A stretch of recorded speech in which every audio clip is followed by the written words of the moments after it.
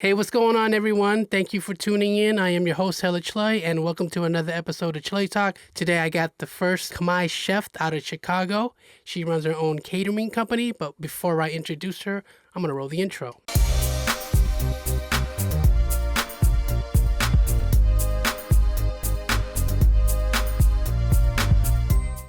All right, so today's guest is a chef and entrepreneur. She runs her own catering company in Chicago, and she specializes in Khmer food.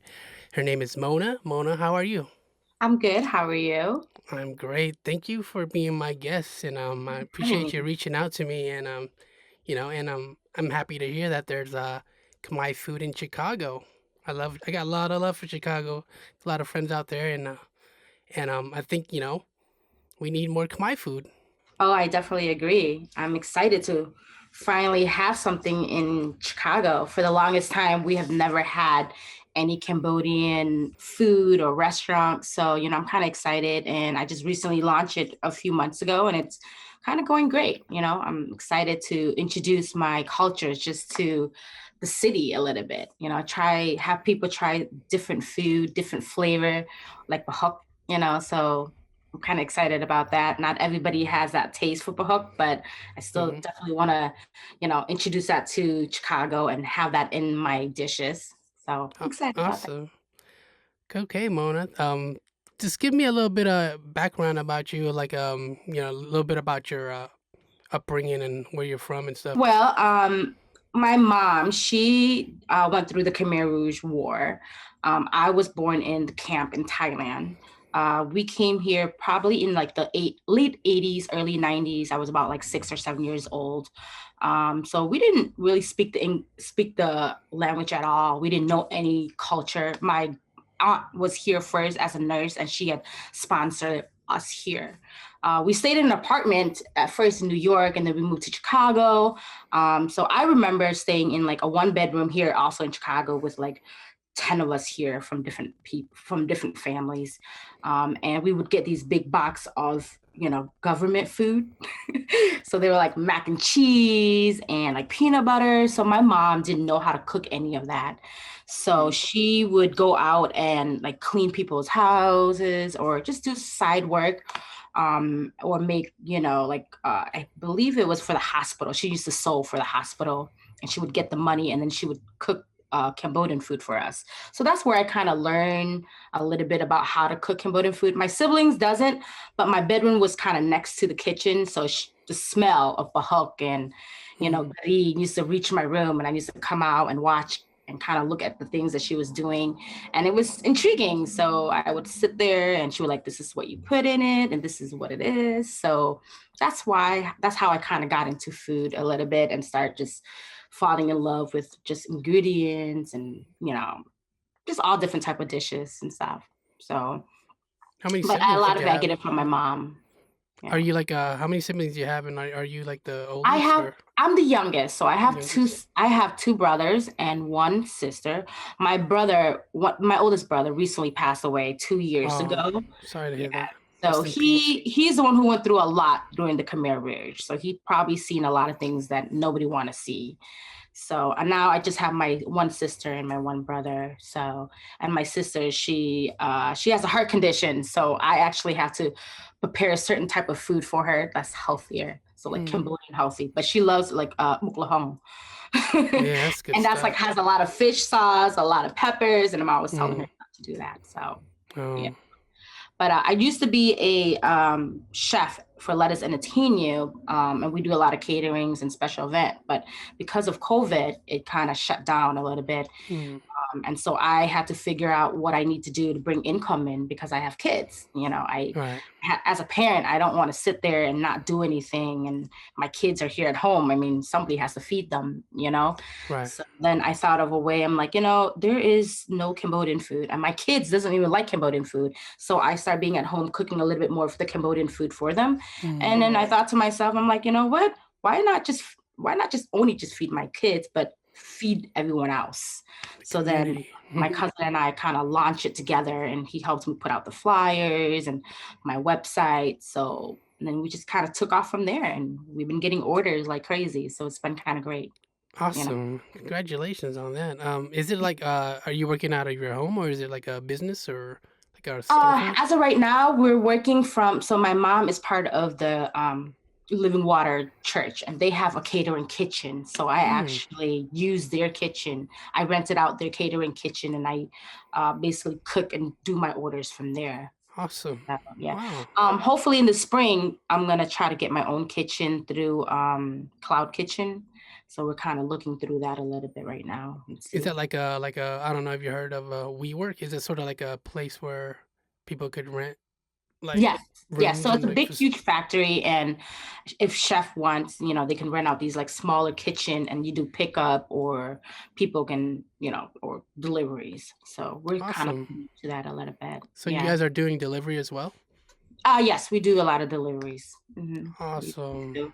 Yeah, and my mom helps a little bit of the cooking a little bit, but she's very particular because Cambodian people, you have to have like a certain taste to it, because if not, Yeah. like the tray is not there, then it's like raw, you know. Right. Add So more chain, you know? yes, MSG.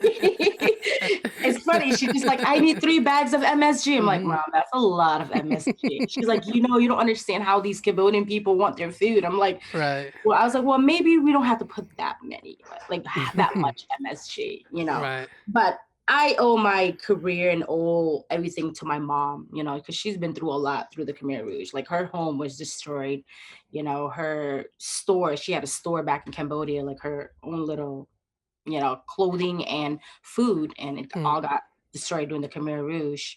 Wow. So she's been through the hardest, and she always wanted to have her own little restaurant or own little shop again, so this is we're getting there, and hopefully I can get a kitchen, and she'll be proud of it, that hey, we're now having like a Cambodian shop again, because she lost all that. And Oh. so, but yeah, so hopefully, so that's one of my motivation, is to kind of get my own spot, my own kitchen, just so I can put a smile on my mom's face, you Make know. mama proud, definitely. Make mama proud, right? Because she tells a story of how she lost, everything in Cambodia, and that she'll never be able to get it back. Right now she hasn't been to Cambodia for the longest time, you know. Right. So I'm Yeah. thinking like, maybe if I get big enough, I can save money and like send her and let her go back to Cambodia and live out the rest of her life there, because I know that's where she wants to be, to be with Yeah. her family. A lot of the Right. older folks that are here in the United States, they want to go back. They miss their home, Hmm. And my and my dad went back before he passed, so that's where he yeah, wanted to go. And and I think there's like a lot of family members that I've mhm, never met, because we were split up during the war. So I think a lot of us have a similar story about, how we got yeah, here. So there's like yeah. grandparents, uncles that we never met. And so definitely want to visit one day and, you know, Yeah. Well, it's funny because she still has like she has a lot of nightmares still. And one of the yeah. nightmares, and I can still hear her sometime, is she's like, in Cambodian, she's like, don't burn my store, or don't burn my Wow. stuff. I still hear her say that in her sleep, but I can clearly hear her saying, don't take away my kids, don't burn my stuff, these are my stuff, don't steal from me. It's like she's reliving her nightmare like constantly over and over again, Yeah. and so part of PTSD, me, right? yeah, It's yeah, real. Yeah. yeah, it is. Wow. And a part of me feel like maybe if I can give her something back, maybe I can say, hey, look, mom, a place where you can help me cook, bring our culture to Chicago, let have people taste our Cambodian food, maybe that can ease her up a Mm. little bit, because it's hard as a child knowing that, your mom went through all that. I remember some stuff, but not a lot. I still try to block all that memories out, Mm. Right. but my mom, it's like fresh in her mind, in her head.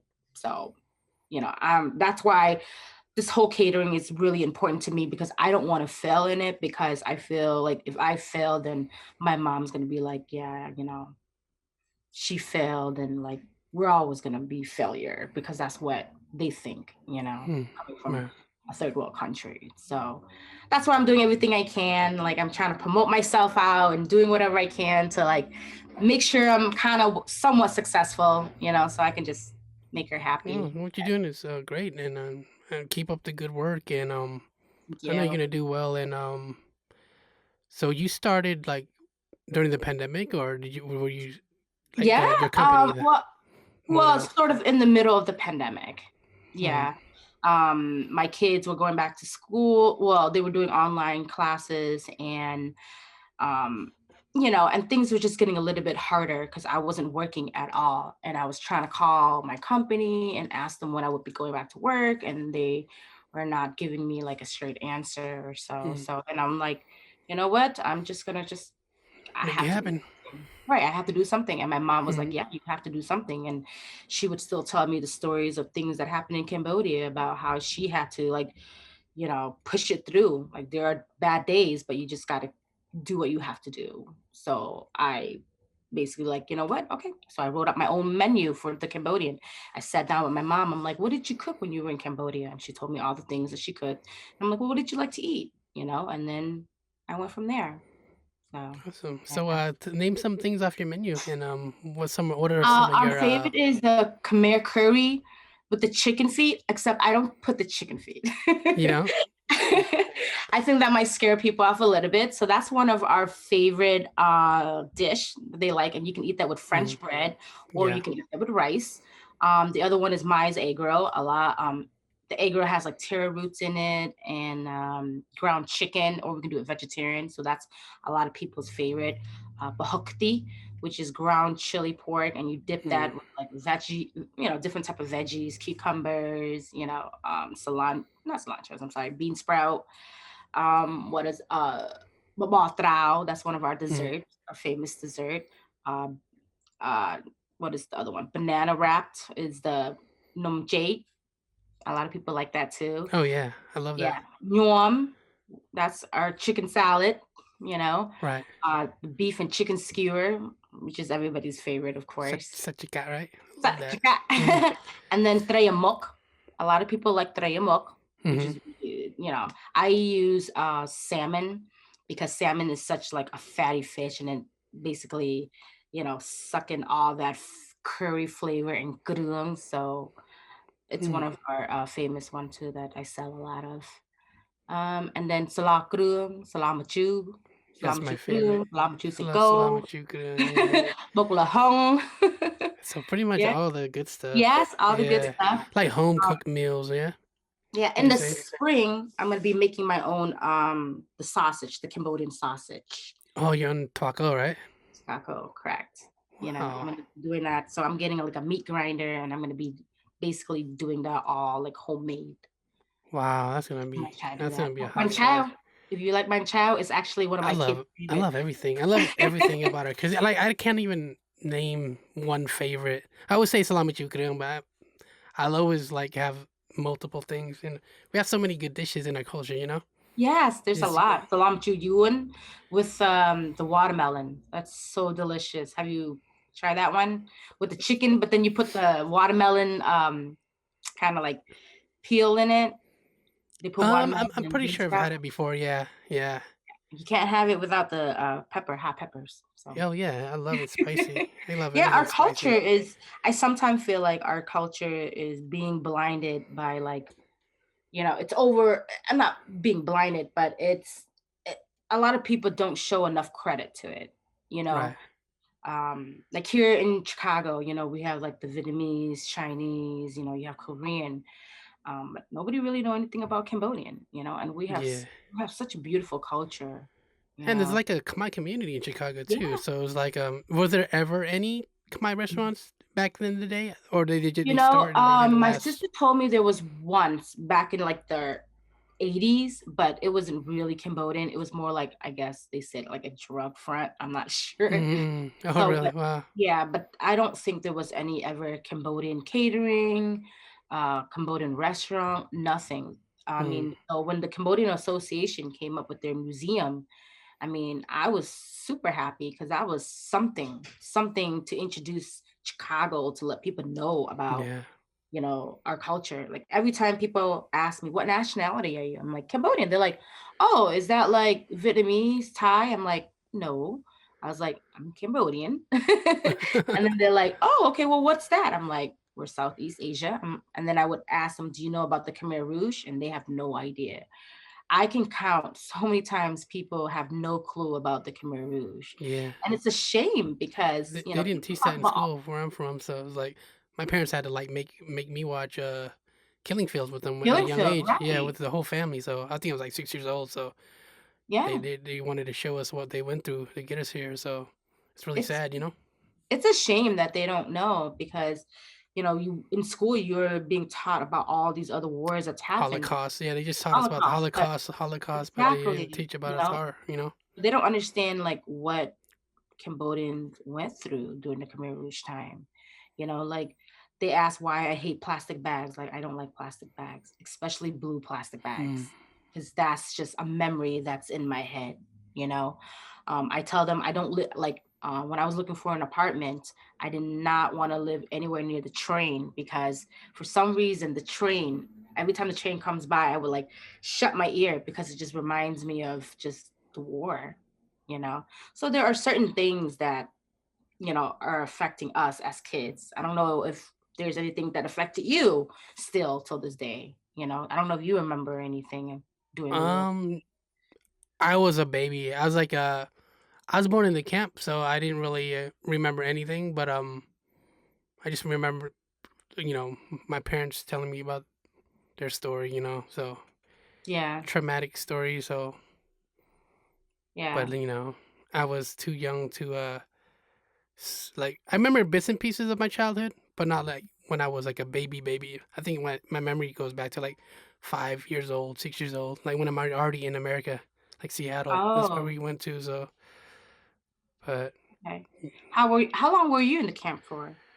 I was born in '83 in Kaodang, and then in '84 I think we came to America. But I think we went to Philippines first, so our parents could learn English, get their little English certificate, whatever, and then we were sponsored to Seattle in Oh, I think 1984. Then 1985 we settled in Seattle. yeah. We didn't come here, I believe, until like 89 or so, like Mm. 89, 90. We didn't come. So we were Uh, still there, with so the family. you went straight to Chicago, or you said you went to We New went to New York first? York. We went to New York first, and then we lived with the family there. Hmm. And remember, like again, it's just like 10 of us sleeping on one mattress. That's all we Wow. could afford. Yeah. And then we finally came here to Chicago, and same thing. The government was helping us. So it was rough. Like I remember just like growing up as a kid, like not having be able to eat the things that you want to eat, or you kind of don't know what these food are. And my mom and your mom, she doesn't know how to read the instruction of the back of a macaroni box. So she Right. doesn't know how to cook it. So the only thing we'll eat is like rice and maybe a bottle of soy sauce every day. Yeah. I You remember know, that. yeah, and that's it. Yeah. Or eggs and rice and Yep. soy sauce. Eggs, rice, and That's soy. about I it. still eat that till this day. I still Yeah, crave it because sometimes. Yeah. right. I It's a mean, good comfort food for me. Yeah. right, coming here, you're a poor family that don't speak English. My dad died when we were in Cambodia. Mm. He died. I guess the Khmer Rouge captured him. So he never Mm. made it back with us to America. So it's just my mom raising her four kids, not speaking the language, not knowing what Wow. to do. That's You know, tough. so yeah, and she had to go through the church, and the church would help her find houses to clean. So she'd clean all these like rich people's houses. And I went with her one time, and I'm like, wow, what is all this? Hmm. You know what I mean? So, and yeah, and I would, as a kid, watching my mom like scrubbing the floors and cleaning someone's bathroom, you sort of think to yourself like, she had a lot. She had a life in Cambodia, and now she's here in a country. She has no idea how to raise her kids right now, or how to even survive, and scrubbing someone's toilet just so that she could feed her kids. You know what I mean? So like, so then as a child, when you think back at it, it gives you the motivation to say, I would never give up because my mom and her generation went through so much more worse. So every time I feel like I'm like giving up, I'm like, oh my God, this is too hard. I think about her, and I think about all the other people that what they went through. And that's just like, no, I can't give up. I got to do what I need to do, because this is the land of opportunity, and I have so many opportunity to make things better, and which Right. they didn't. So yeah, so that's why I'm kind of doing what I'm doing right now, because I definitely want to introduce Chicago, our culture, you know, and what we all been through, and the taste of our food, because I think our food is great, you know. No, it's Um, delicious. Definitely, I love definitely it. need more Khmer food, and Yeah, I know definitely. I know you're gonna do really well. So, how Thank you. I hope so too. Because I know, like in New York, is there a lot of Cambodian food in New York? I want to say there's any like there's one restaurant. I'm not sure if they're open right now with Oh, this pandemic, but there's a one called Anchor Bistro in Upper East Side in Manhattan. I've been there, but it's more like it's in like a really rich neighborhood, so like the pricing is really catered to like it's like it's really expensive for like some just the location. It's just the location, but I went there one time like when I a few years ago when I like moved in New York, but I'm not sure the status of how they are now with this pandemic, but and then they're probably like the only restaurant that serves like home style Khmer food, but there's a whole bunch of I don't know if you heard of the Numpang chain. It's like a franchise now. oh But yes, bao. the owner was Khmer. He made like banh mi style like Khmer, Mhm. But I think it's becoming more like more hipster because Okay. I had their taco. You not to throw shade at them. It didn't taste like taco. It's very watered down. It tastes like an Italian sausage. And but I would just call them more like a. They're popping up everywhere now, so they're more like really hipster sandwiches, more like a like a specialty sandwich. They have like the tiger prawn one. It's pretty good. It's decent, but yeah. Yeah. But other than Nice. that, like Angkor Bistro is like the only Khmer restaurant that I know of. But I still go to Philly for like the the more home style, like more Are there a affordable. lot of Cambodians? But Are there a lot huh? of Cambodians in Philly? Yeah, Philly's like top Yeah. five, I believe. Really? I Okay. think it goes Long Beach number one, Lowell number two, Seattle three, and then Philly, and then Really? I We have think a Minnesota. huge Yeah. Cambodian community here. It's just that, wow, just people either think we're Chinese or some other culture, but they don't Hmm. know a lot about Cambodian. So Right. yeah, and that's why that's why I'm just trying to introduce it slowly to people and kind of let them know where we're from, where we're coming from, what Hmm. we're all about, basically. We're not just another Chinese dish or Vietnamese dish. We're totally separate from them. Right. Our spices are different. Our culture is different. So it's important to me. It's in my bloodline. This is Right. where I'm from, my family. So that's why it's important to me, I guess. Put Yeah. Khmer food on the map in the shy and like how have you been putting your name out there? Like is it through word of mouth or are you on like Yeah, I've been just putting it on Facebook and Instagram and just word of mouth also too. mm, I've never done this really before. I've always worked for mm, corporate company. So this is the first time I'm actually branching out and doing my own thing. And so I'm just kind of doing it slowly, kind of reaching out to people, mm, kind of reaching out to you, just mm, sort of put my name out there a little bit. We are the first Cambodian catering or basically food ever that anybody would ever known. mm, So I wanted to make it a special time for everybody. I yeah. like I said, I want to introduce our culture to Chicago. I think it really needs it. It needs a change. So Yes. And like Chicago's I like a said, I don't big want to change. city. Yeah, Yeah. Chicago's like a big beautiful city. I've been there like 2 years ago and it's a good time and I met the Khmer community there. Mhm. I actually went to the killing field, the museum. Oh yeah. Yeah, Every time so it makes me sad. Every time like I go yeah. in there, like I I think that's just like the only museum of that, yeah. in America that has like that our Yeah. history like that. So, Yeah, and yeah. it's hard, especially like my mom. My mom still haven't.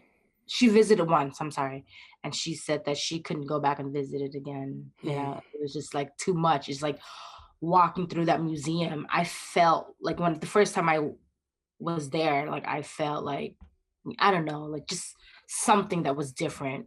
Like I'm walking through this history that has been lost.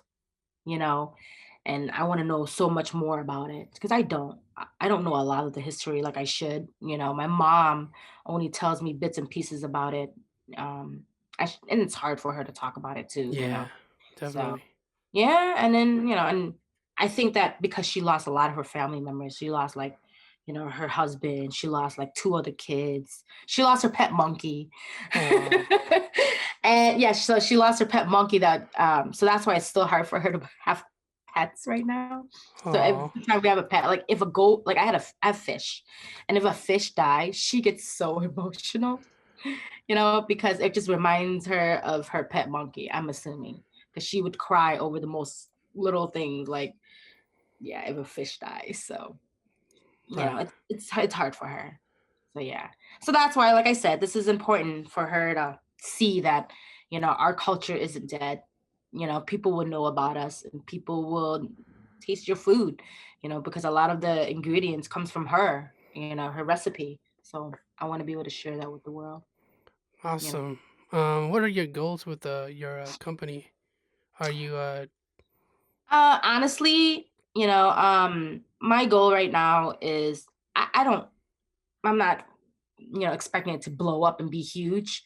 I just want to make enough money that I can get my own kitchen and, have people know about our culture hmm, and for my mom to see it, make enough money so I can send her back to Cambodia and live out the rest of her life, honestly.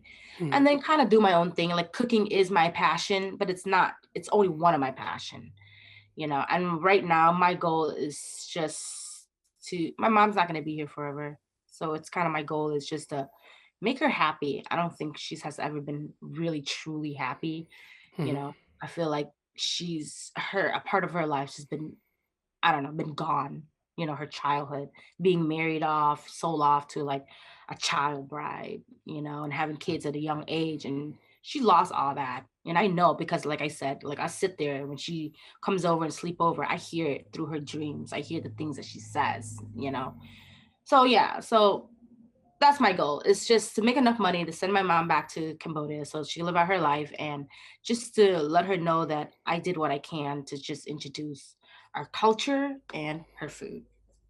Oh, awesome. Thank you for sharing your story. Um, thank you.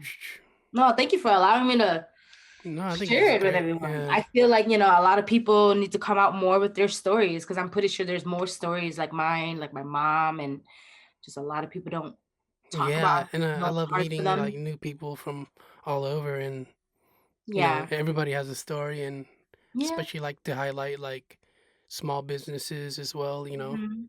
People And that yeah.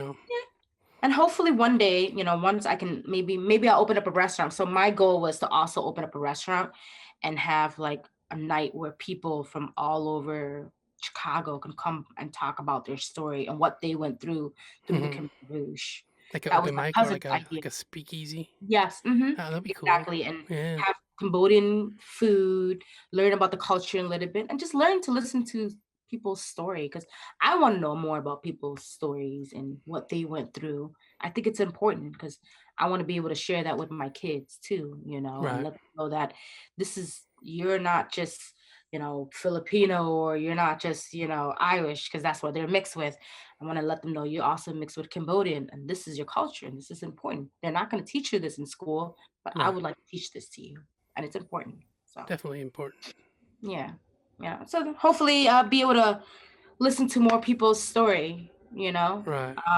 when my brother passed away, I know that he had a lot of stories that he wanted to talk about and tell people, but never had a chance. So I'm also interviewing a lot of like Cambodian peoples, what they went through during the Khmer Rouge, because I Mhm. kind of want to write something, just a story through his eyes, like what he went through as a kid, what he saw, um, you know, etc. Just something like that, just Right. to let people know about uh, different stories of how they came here to America and how it changed their lives. It definitely changed my mom's life. It definitely changed my lives. I'm pretty sure it changed your lives. Oh yeah, definitely. Our lives could have been so much more different if we didn't come here. So Yeah. yeah. I'd probably be fluent in Khmer. Me too. My sister makes fun of me with the way I talk Khmer, so Yeah.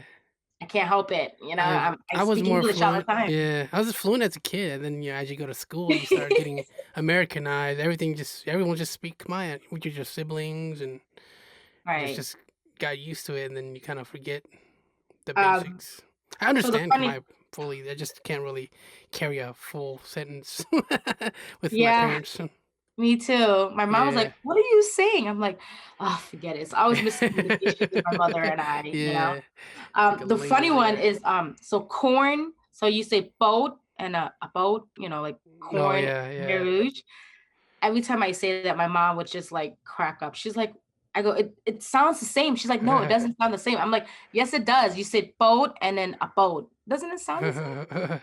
And she was like, oh gosh. Yeah. Anyways. That's funny. Yeah. Yeah. But yeah, thank you for so much for having me and, kind of sharing this with people a No, little thank bit, you. Thank you for sharing your story and being my guest. And I hope I wish you the best with everything, and hopefully, business will boom some more. I hope so.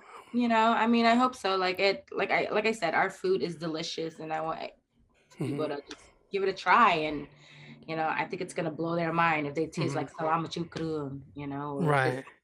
it's not Chinese food, it's not Vietnamese food. We're our own people. Right. We have our own ingredient. So I want people to know that it's Okay. not like any other culture. Yes, Yeah. ma'am. Also tell the listeners of what catering means. Like, do you do like events, or you also sell like individual meals? Like, if anyone craving Khmer food, they could just Oh, order a well, plate. so we pride ourselves with like just freshness. So all our Hmm. ingredients is fresh, and we don't like making things and then keeping it overnight and then selling it. We don't like to do that. So we want to be able to cook everything that day and then serve it to you. So we do catering as in like party events, 10 or more or 4 or more people. You get to choose from whatever our menu is. I have different package online. Every week we have a weekly menu, and I put different food that wouldn't be on the menu. So I would have like maybe like the bao on there, Hmm. or like the Cambodian sausage that's not on the menu. So I would try to find dishes that's Cambodian but not on my menu, and I put it as like a weekly menu that they can order a la carte. You know, um, but we cater to like parties, weddings. That's what we're kind of. But since the COVID, Hmm. a lot of people haven't been really, doing like Partying. big parties, Yeah. right? Just kind of doing a la carte a little bit, which is fine. Right. And we need like 24 hours in advance, just because, like I said, we don't store your food overnight and then feed it to you. We want Right. to buy everything that day and make it Fresh. fresh for you that day, because that's what Cambodian food is like. It's freshness. The Hmm. vegetable that we use, things that we put in there. I want people to taste the freshness of what we use. Hmm. So I don't want to like cook it for a week and then put it in the fridge, and then feed Yeah. it. A lot of I'm not saying a lot of restaurant does that, but I don't want to do that. Right. You know what I mean? So, but yeah, that's what our catering model is that, we're making Hmm. sure that everything you get is going to be fresh. Yeah.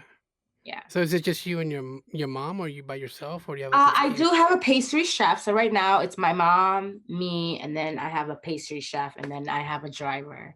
So there's about like 5 of us right now that's in the company. And then I have a marketing basically director, which is my cousin Richard, who's a Right on. huge fan of yours. Aw, that's And thank you. he basically helps me with like advertising and the website and just kind of reaching out to people and our community and stuff like that. Right So on. yeah, we're trying Um, to do that. uh, tell us your website. I'll put it on the screen. Oh, thank you. It's Monabella catering.com. So it's MONABELLA catering.com. And it Okay, tells a little bit about our story, and you can see our menu and then our weekly menu also. awesome. And where are you guys located? Like, what part of Chicago? And North side Chicago. We're by like mhm, Rogers Park. okay, But we Cool. serve basically downtown Chicago, Lincoln Park, some of the suburbs also. Right Yeah. on. Mhm. Cool. I'm excited for you. So hopefully, Yeah, I know. everything goes Well, when well. you come visit Chicago, you got to come visit us one day. Oh, Hopefully, definitely I gonna will stop have the by and show love. restaurant or my kitchen up and going, and then, we can sit down and have a meal together. Richard would love to talk to you. Like I said, he's a huge I'd fan.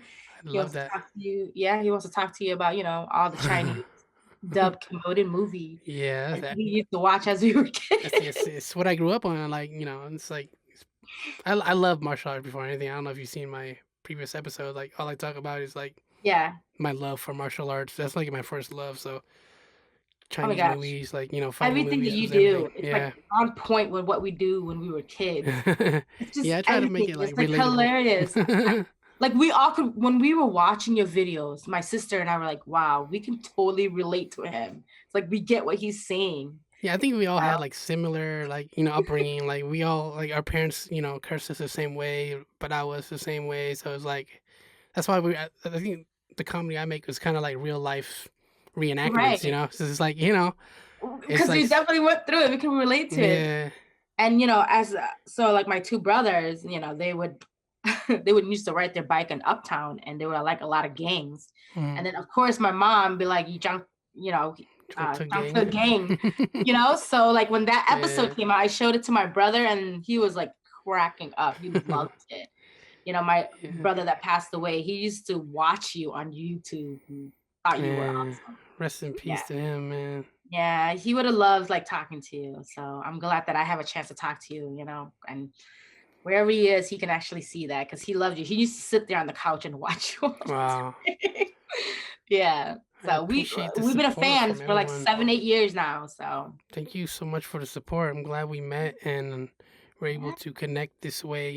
It's over Zoom, so it's kind of like the new normal. So I'm blessed to have this podcast, so I can just connect with people from all walks of life, and especially show love to the Khmer community as well as Mhm. just giving the people like a platform to share whatever they got going on, their business, their talent, whatever. And I think it's a cool way to just discover each other.